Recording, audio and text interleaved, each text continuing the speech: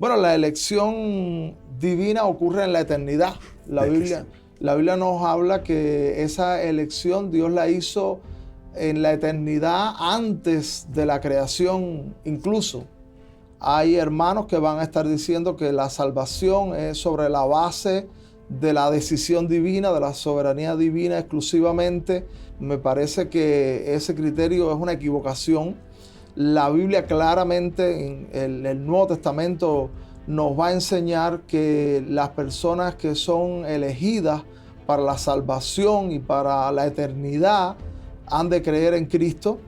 Por la fe, Dios ha determinado que esos creyentes, que esos salvos, su destino final es ser santos.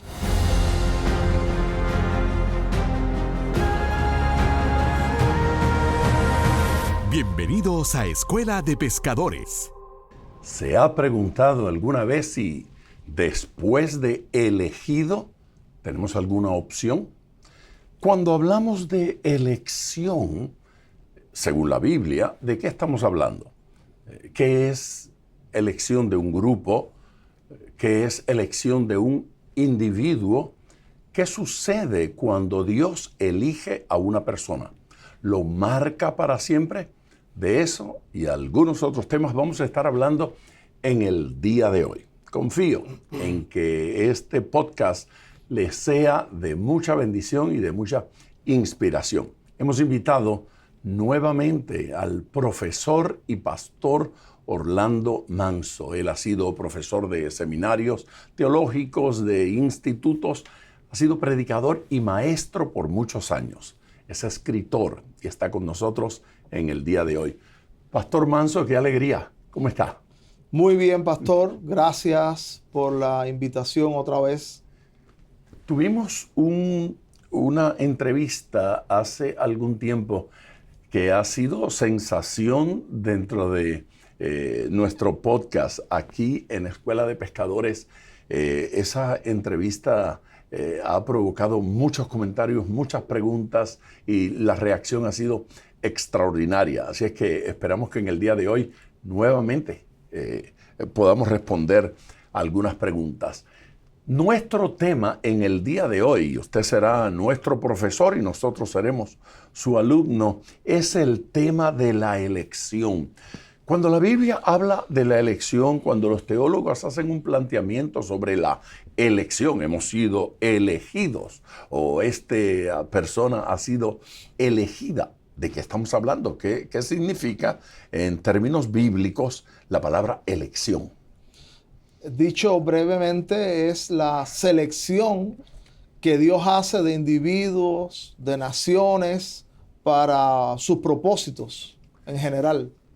Estamos hablando de que Dios utiliza su criterio para decir que a este lo voy a dotar para que sea un cantante, a aquel lo voy a dotar para que sea maestro, esta persona nace con unas habilidades para ser atleta. Eso es de alguna forma elección.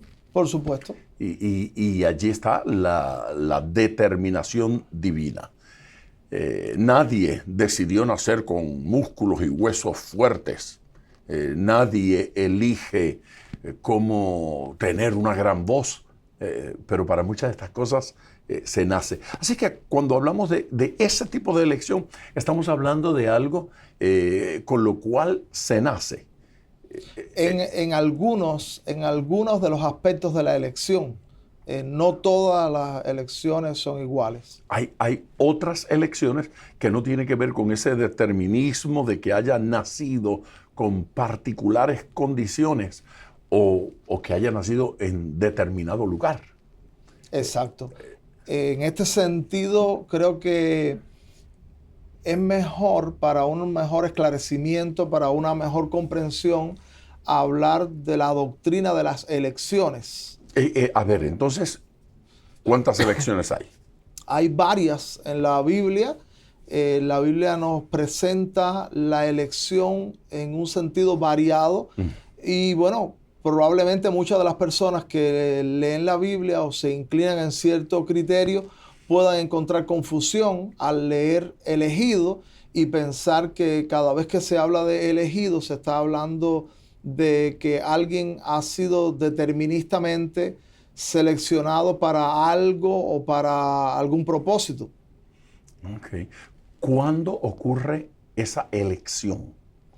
Bueno, la elección divina ocurre en la eternidad. La Biblia nos habla que esa elección Dios la hizo en la eternidad antes de la creación incluso. A ver, ayúdenos un poquito a entender esa idea de doctrina o doctrinas de la elección o de las elecciones. Abundemos un poquito en eso porque antes de ir a la Biblia, antes de comenzar a explorar versículos bíblicos, cuando menos esa idea de forma general, Manso, debe estar más o menos clara en nuestras mentes. La Biblia nos habla de elecciones de grupos, la Biblia nos habla de elección de individuos, la Biblia nos habla de elecciones para el servicio, para propósitos históricos, y la Biblia también nos habla de la elección para salvación, que es probablemente donde está el enconado debate teológico de si esta elección implica incondicionalidad o implica condicionalidad. Aquí yo señalaría de inicio que una confusión, creo en mi opinión, es que muchas personas cuando escuchan elección de por sí interpretan en el mismo concepto de elección la incondicionalidad. Y allí hay un error. Yo, por ejemplo, en una ocasión dando un estudio bíblico, alguien del mismo auditorio me decía, porque yo estaba expresando el aspecto de la elección condicional, y la persona me decía, pero ¿somos elegidos o no somos elegidos? Dando por sentado que hablar de elección es hablar de incondicionalidad, lo cual en la vida cotidiana, en el diario vivir, no es una realidad, porque los políticos son elegidos para cargos públicos, pero el político se ha postulado voluntariamente, el político quiere y encuentra el respaldo del pueblo. Así que de ambas partes, aunque hay una elección legítima, ambas partes están involucradas en esa elección. También el deportista que es elegido para representar a un país en las Olimpiadas. Exactamente, esa persona también ha sentido a estar, ha dicho sí, yo quiero participar, aunque probablemente un equipo de expertos ha seleccionado los mejores, entre los cuales puede estar alguna persona. Y así sucede también para un puesto de trabajo. La persona quiere estar en ese puesto de trabajo y los que dirigen el centro laboral escogen los más convenientes dentro de los que se han postulado. Así que la elección, y así pasa en no muchas, es unilateral. No es unilateralmente. Y lo que podemos decir, no estamos diciendo que no haya una elección incondicional, pero también decimos que elección por sí mismo no implica incondicionalidad. O sea, pudiese ser incondicional en determinado momento o no serlo. Exactamente. Exactamente. Ok. Utilizando eso como base, entonces, la pregunta que me surge es, ¿sobre qué base es la elección a la salvación, particularmente la elección a la salvación? ¿Bajo qué base, bajo qué fundamento se dice que es condicional? Bueno, creo que esa pregunta es muy importante y, como decíamos, allí es donde está el debate. Allí es donde radica la mayor controversia en nuestros días. Hay hermanos que van a estar diciendo que la salvación es sobre la base de la decisión divina, de la soberanía divina exclusivamente, y que no hay ninguna condicionalidad. Me parece que ese criterio es una equivocación. La Biblia claramente en el Nuevo Testamento nos va a enseñar que las personas que son elegidas para la salvación y para la eternidad han de creer en Cristo. Y, y, una, Y esa es una condición. y esa es una condición. Si no cree en Cristo, no va a ser salvo. Así es. No hay salvación sin Cristo. No hay salvación sin Cristo, no hay salvación sin ejercer fe en Cristo. Pero ellos van a decir que Dios determinó que esta persona sí tuviera fe y que esta persona sí creyera. Exactamente. ¿Cómo respondemos a eso? Bueno, yo diría, la elección estamos de acuerdo y en un momento podemos ver algunos textos. Claramente la Biblia nos muestra que la elección se da antes de los tiempos. La elección Dios la ha hecho en la eternidad. La elección no viene a acontecer en algún momento histórico del individuo o en el momento que la persona ejerce fe, sino que la elección es antes de los tiempos. Y eso no contradice lo que usted estaba planteando. No necesariamente, porque la elección puede ser, como algunos de estos hermanos a los que hacía alusión expresan, deterministamente, una elección incondicional en la que Dios en la eternidad dijo, bueno, voy a elegir un grupo de individuos para salvarlos y otro grupo pues se perderá. Claro, eso implica también, aunque la Biblia siempre que habla de la elección y la predestinación, habla de los creyentes cuando está hablando de la salvación, no habla de elegidos para el infierno, pero una cosa implica la otra, aunque a veces estos grupos de hermanos digan lo contrario. Necesariamente si hay un grupo de individuos elegidos incondicionalmente desde la eternidad para participar de la salvación, pues otro grupo ha sido elegido para quedar fuera, porque los dos grupos son la creación de Dios. Así que Dios los creó con los propósitos de ir a la eternidad. No hay manera de negar esa realidad. No hay manera de negarlo. Si alguien cree que la salvación viene exclusivamente para gente que Dios escogió desde siempre y predeterminó, estos van a ser salvos, bueno, está eligiendo a los otros para no serlo. Así es que no hay forma de pelear con esa realidad. Exactamente. O aceptamos esa realidad o modificamos la forma en que estamos entendiendo lo que hemos dicho acerca de la elección. Exactamente. Sí. Y respondiendo allí un poquito, profundizando un poquito en lo que me expresaba, la elección pudiera ocurrir fácilmente, como pienso yo, que es por preconocimiento, que la elección se fundamenta en la omnisciencia divina, en el atributo del saber de Dios o en la determinación. A mi parecer es que si nosotros fundamentamos la elección a la salvación en un determinismo, me parece que se está socavando también un poco la condición perdida del hombre. Si no es por conocimiento que Dios elija anticipadamente, sino por determinismo, Dios incondicionalmente eligió un grupo sin tomar en cuenta nada que hay en ellos, ninguna respuesta, ninguna fe. Entonces ha sido elegido solo porque Dios quiere que algunos se salven y otros se pierdan. Decía que se socava un poco la condición perdida de esos hombres. Si alguien está elegido en la eternidad, yo pienso, se puede hablar de que esa gente está perdida en algún sentido.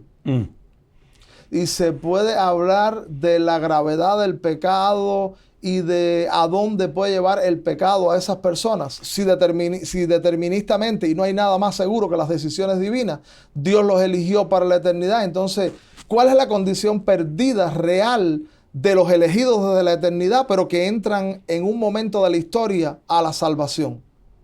No sé si me explico. Bueno, es un divagar filosófico con poco sentido, porque si están determinados para salvación... están asegurados.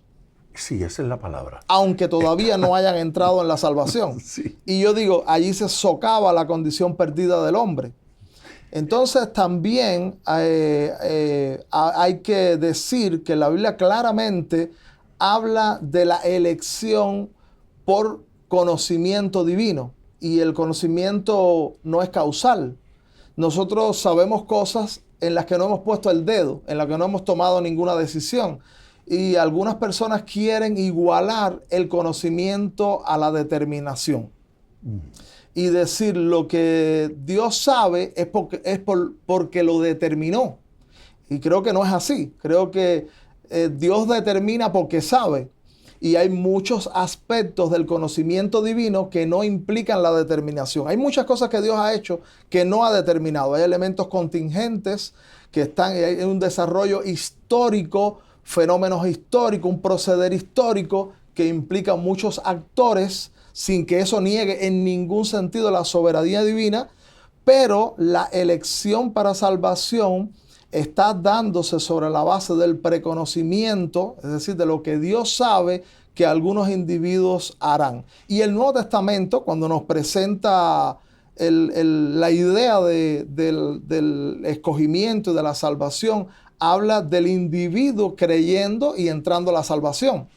Porque además, otro aspecto es que en el caso del calvinismo, que es al que estamos aludiendo cuando hablamos de esta elección incondicional, el viejo postulado de que la salvación es por la fe, y que de hecho las mismas confesiones calvinistas recogen ese axioma, la salvación es por la fe, queda también debilitado, yo diría que queda sin sentido, porque siendo honestos y asumiendo todo lo que el calvinismo está expresando, hay que decir que la salvación del calvinismo no es por la fe. En el calvinismo la salvación es por Elección. la determinación divina, es por elección. Y la fe viene a ser el resultado de esa elección. Así que en el calvinismo no se puede hablar de salvación por la fe.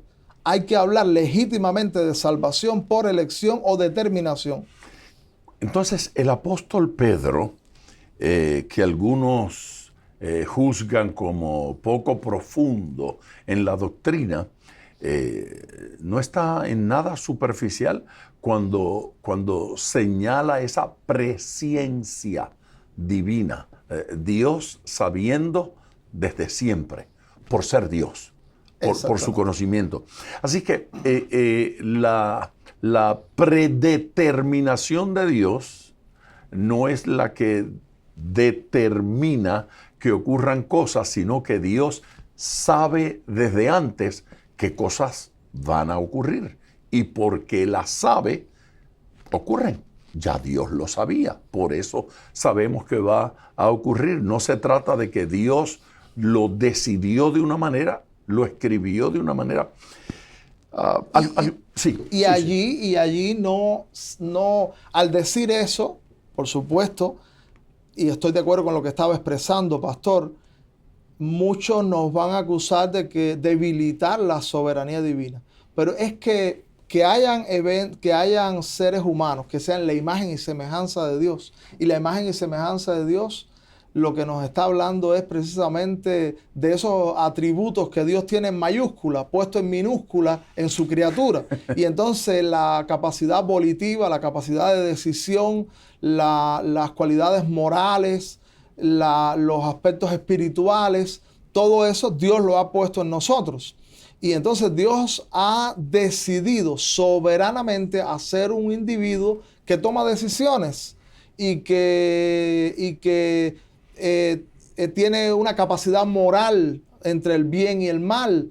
Así que de ninguna manera se debilita la soberanía. Al contrario, acentuamos que si algo ocurre en la historia es porque Dios lo ha permitido, Dios lo ha querido por soberanía.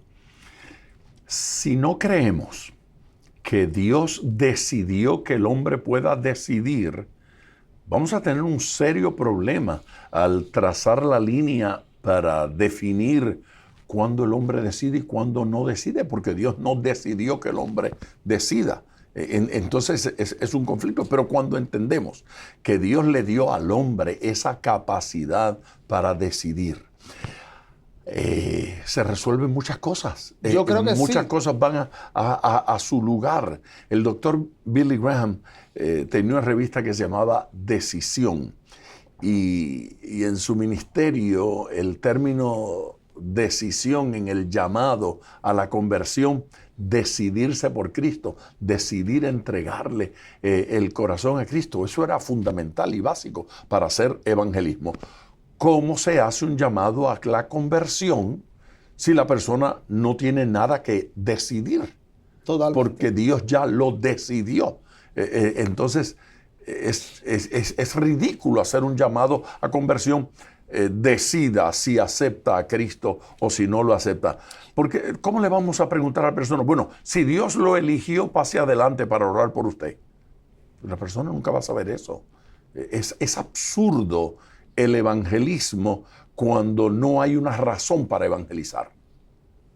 Creo que sí, y hice un planteamiento la vez pasada y dije, en el calvinismo la responsabilidad del individuo es eliminada. Por supuesto, los hermanos calvinistas que me escuchan van a decir, no, de ninguna manera, nosotros afirmamos la soberanía de Dios y la responsabilidad humana. Bueno, lanzar planteamientos al aire vaciados de contenido, yo también los pudiera hacer. Decir que yo creo en los círculos cuadrados, eso yo lo puedo decir, pero una cosa es lo que yo digo, otra cosa es lo que eso implica en la realidad objetiva. Esos son conceptos que se excluyen mutuamente. No hay círculos cuadrados en la vida real. El círculo es círculo, el cuadrado es cuadrado. Estoy planteando una contradicción conceptual que no tiene validez en la vida real. Entonces yo no puedo decir que Dios determinó todo desde la historia, desde la eternidad, que Dios, no hay absolutamente nada que ocurra en este mundo que Dios milimétricamente no lo haya decidido, no hay elementos contingentes, no hay ningún aspecto que se salga fuera de lo que Dios dispuso que fuera en este mundo. Y después de decir eso, yo voy a decir no, y usted es responsable. ¿Pero responsable de qué? Si yo no puedo decidir y lo que yo haga y mi futuro lo ha decidido Dios en la eternidad. ¿Cuál es mi responsabilidad en eso? El hombre está actuando por aquello que se llama necesidad. Y el sol actúa por necesidad. Y el sol no toma decisiones. El sol no razona. Y por tanto nosotros ni castigamos al sol ni lo premiamos. No hacemos ningún premio, lo que sería un absurdo premiar al sol porque da luz, porque él actúa por necesidad. Él no es persona y él no puede tomar decisiones porque no tiene la capacidad de hacerlo.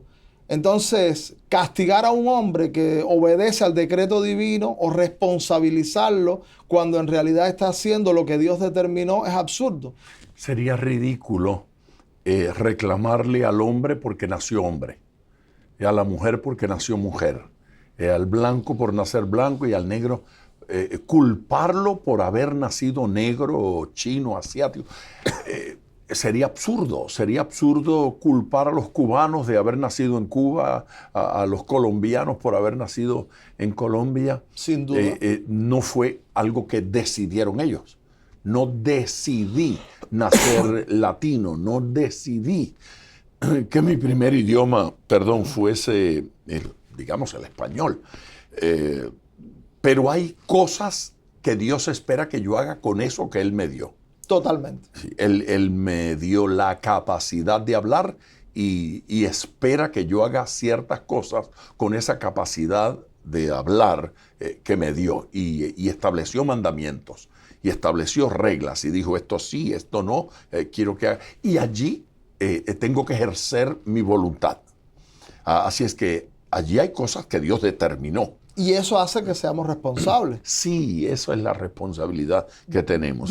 Dios determinó que nosotros fuéramos salvos por la fe. Yo no escojo los términos en los que yo voy a entrar a la salvación. Así que hay una determinación de Dios en cuanto a la salvación, totalmente, que sea por la fe. Y Dios determinó hacerla posible. El hombre, después de pecar, pudiese haber dicho, pues ya no tiene más oportunidad. Así que Dios ha determinado que la salvación sea algo posible. Y Dios para el hombre. Para el hombre. Y Dios ha determinado también los términos en que esa posibilidad se hace realidad. Qué belleza. Hemos hablado mucho, hemos leído muy poco. Las Escrituras, estos planteamientos que usted ha hecho, estas estos señalamientos en cuanto a la elección, en cuanto a la salvación, en cuanto a la doctrina de elecciones, la diversidad de elecciones. ¿Tiene versículos que pudiésemos leer en el día de hoy aquí? Por supuesto. En Escuela de Pescadores. Queremos pensar con nuestros hermanos, queremos aprender con nuestros hermanos y de alguna forma explorar las Escrituras y dejar que las Escrituras nos digan. No queremos decirle nosotros a las Escrituras. Así es que si usted tiene alguna pregunta, hoy tenemos aquí en el estudio al reverendo, al pastor, al profesor Manso. Estamos hablando sobre la elección. Cualquier pregunta que usted tenga, por favor, colóquela allí. Algunas las vamos a responder hoy mismo. Otras las responderemos gradualmente. De repente le vamos contestando algunos de sus comentarios, pero aproveche el área de los comentarios, diga lo que opina sobre lo que estamos hablando. Puede estar a favor, de acuerdo, en desacuerdo, no importa. Su opinión sincera no nos ofende, todo lo contrario. Nos ayuda a seguir adelante. Gracias por estar aquí con nosotros en Escuela de Pescadores. Pastor, versículos. Bueno, pastor, voy a hacer una selección de algunos versículos mostrando esas elecciones en plural que estamos hablando que están en las Escrituras, adelantando, por supuesto, que el tema es amplísimo, que seguro que en una entrevista nunca vamos a poder ser exhaustivos y vamos a poder contestar muchas preguntas, pero sí dejar al menos un texto que avala la variedad de las elecciones y los términos en los que se dan esas elecciones. Y por ejemplo, la primera elección a la que aludiría es la elección de Jesús. Sí, me encanta eso. El Señor Jesucristo es el elegido de Dios. El Señor Jesucristo es un seleccionado por Dios para propósitos especiales. Y aquí mencionaría al profeta Isaías en el capítulo 42, Isaías capítulo 42, versículo 1, cuando dice: He aquí mi siervo, yo le sostendré, mi escogido, en quien mi alma tiene contentamiento. He puesto sobre él mi espíritu. Él traerá justicia a las naciones. Así que hay un escogimiento del Salvador del mundo, un escogimiento del Mesías. Y por supuesto esta elección es incondicional, es una elección determinista. Y de hecho Dios mismo es el que se dispone a sí mismo a salvar. Así que el profeta dice: he aquí mi siervo, yo le sostendré. Y reitero, mi escogido. Así que esa es la primera. En el mismo libro de Isaías hay una escena interesante, aquella de la pregunta: ¿quién irá por nosotros? ¿Quién? Jesús. Yo iré, yo soy el que... Así es que sí, hay determinación y hay una acción voluntaria de Jesús diciendo: yo voy, yo quiero, yo acepto, yo recibo la encomienda. Esa es una escena hermosa. Presenta a un Dios que toma la decisión de salvar, toma la decisión de ayudar al hombre caído, de intervenir, y entonces determina quién de los que califican para hacer la tarea. Pudo haber enviado un ángel, pero quién sabe si el ángel no tendría la capacidad, no calificaría para ser salvador, para hacerlo. Pero una de las tres divinas personas recibe la encomienda y toma la decisión de ir. Es una autodeterminación. Sí, ¿verdad? Está determinado a sí mismo. ¡Qué belleza! Me gusta esto. Vamos a seguir. Eso fue Isaías 42, versículo 1. Sí. Sigamos hablando de... Así que ahí encontramos un aspecto de esa doctrina de la elección. Cristo es un elegido. Cristo es un seleccionado por Dios para ser Salvador, para ser el Mesías, había dicho. Y también, y yo creo que esta es muy importante, la elección de la nación de Israel. Esta es muy importante. Ya no de un individuo. Ya no de un individuo, sino que es una elección corporativa, una elección de toda una nación que Dios escoge y no la escoge para salvarla eternamente. Bueno, allí hubiese ido mi primera pregunta, porque precisamente cuando la gente habla de Israel como escogido de Dios, pueblo escogido, entonces de inmediato la conclusión es, son salvos. Así que por nacer judío, ya soy salvo, porque es el pueblo escogido por Dios. Pero cuando los apóstoles comienzan a predicar el evangelio, a los primeros que les predica es a los judíos, para que se conviertan. Y los primeros en rechazar. Sí, es verdad, pero también los primeros en aceptar algunos, no muchos. Un remanente. No muchos, pero ahí estamos. Llegamos a Pentecostés, encontramos a Pedro predicando y hay miles que creen. Y él dice que para ser salvo, le está predicando a los judíos, que para ser salvo se tienen que arrepentir, se tienen que convertir, se tienen que bautizar, tienen que creer. Ese mensaje es a los judíos, ese mensaje no es al pueblo gentil. En ese instante no se le está predicando a los gentiles, se le está predicando al pueblo de Israel. Está naciendo la iglesia allí, en Israel, entre el pueblo escogido, pero ese pueblo escogido tiene que convertirse. Y dentro de esos escogidos, los que no se convirtieron, ¿qué pasó con ellos? Se perdieron. Así es que usted está diciendo aquí que hay escogidos que se pierden. Totalmente. Hay escogidos que se pierden eternamente porque fueron escogidos no para esa salvación, sino para una vocación histórica, para un servicio histórico entre las naciones. Y bueno, también hay que decir que en el caso de esta elección corporativa de la nación de Israel es una elección determinista. Dios eligió a la nación no porque vio algo en ellos, no por el comportamiento futuro, porque de hecho fue bastante rebelde la nación de Israel. Dios decidió elegir incondicionalmente a la nación de Israel para cumplir una vocación histórica, para anunciar al Dios eterno entre las naciones paganas. También Dios lo escogió para que a través de esa nación se prepararan las condiciones para la aparición del Mesías y para que a través del propio linaje de la nación de Israel apareciera el Mesías, el Salvador del mundo.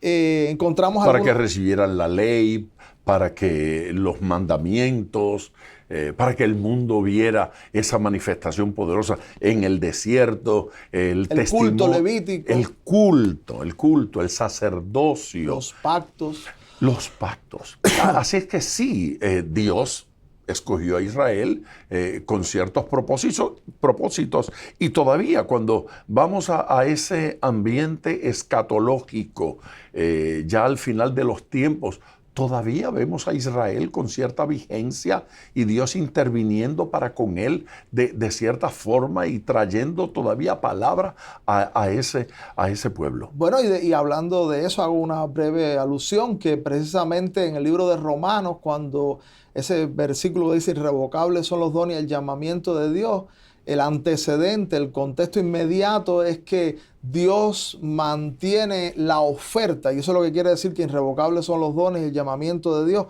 porque la oferta está en pie y la razón que da el contexto es que por causa de los padres, o sea que Dios al final de la historia mantiene la oferta y la posibilidad para esa nación que fue elegida para propósitos temporales, históricos, pero que no ha sido salva. Dios le mantiene la oferta de la posibilidad de que puedan entrar en la salvación. Porque le hizo la promesa a los padres. A los padres, y por la fidelidad de los padres, no la fidelidad de la nación, Él se compromete a mantener la oferta a la nación. Wow. Muy bien, entonces. Iba a mencionar algunos textos que avalan esta elección. Por ejemplo, Deuteronomio. Esa elección grupal. Sí. Corporativa. Corporativa de la nación de Israel. El primer versículo de Deuteronomio, capítulo 7, versículo 6. Tengo aquí. Dice la Biblia en el capítulo 7, versículo 6. Porque tú eres pueblo santo para Jehová tu Dios. Jehová tu Dios te ha escogido para hacerle un pueblo especial, más que todos los pueblos que están sobre la tierra. Y bueno, claramente hay que hacer otros análisis, por supuesto que no nos darían tiempo en esta ocasión, pero aquí está claro que es un pueblo elegido. Y habíamos adelantado que esta elección es una elección determinista. También puedo mencionar el capítulo 14 de Deuteronomio, versículo 2, cuando dice: porque eres pueblo santo a Jehová tu Dios, y Jehová te ha escogido para que le seas un pueblo único de entre todos los pueblos que están sobre la tierra. Así que Dios deterministamente seleccionó a la nación de Israel para singularizarla, porque como acabamos de expresar, la nación tuvo la palabra de Dios, la nación tuvo un culto, que era aquel culto levítico, para una relación con Dios. El mundo pagano no estaba excluido de los beneficios, porque habían leyes en el antiguo Israel para el gentil que quisiera formar parte de la nación, pero la elegida incondicionalmente había sido esta nación, para que Dios le entregara todos los beneficios históricos de la palabra, el culto, obras milagrosas y, bueno, ser la nación que al final trajera al Mesías, que yo digo que es el propósito más elevado de esa elección de la nación de Israel. Pero son elegidos para recibir la palabra, son elegidos para saber el cómo, y son elegidos para compartirlo. También. Áreas en las cuales Israel falla una y otra vez. Se niega en determinado momento a adorar, se niega en determinado momento a ser santo, decide contaminar, se niega en determinado momento a adorarlo a Dios como el único Dios y decide abrirse, y se niega a compartir la palabra. Se niega, se encierra, se llega a sentir exclusivo y no está hablando, estos versículos no hablan de exclusividad, todo lo contrario. Está diciendo, tienes el privilegio de que comience por ti y de ti llevar esto a las naciones. Y de pronto da la impresión de que Israel le dice a las naciones, no, nosotros somos los únicos salvos. Pero eso nunca parece haber sido el plan de Dios, que Israel fuese la única nación santa. Todo lo contrario, el instrumento para llevar. Y de ese propósito de hacer una nación especial, hay elegidos deterministamente también como individuos. Para, por ejemplo, el padre de la nación, Abraham, que pudiéramos hacer la primera alusión, fue un elegido incondicionalmente. Para Dios dijo, voy a escoger a este hombre que era un pagano y de ti voy a hacer una gran nación. Por ejemplo, podemos mencionar Nehemías 9:7, que aquí Dios quiere formar esta nación.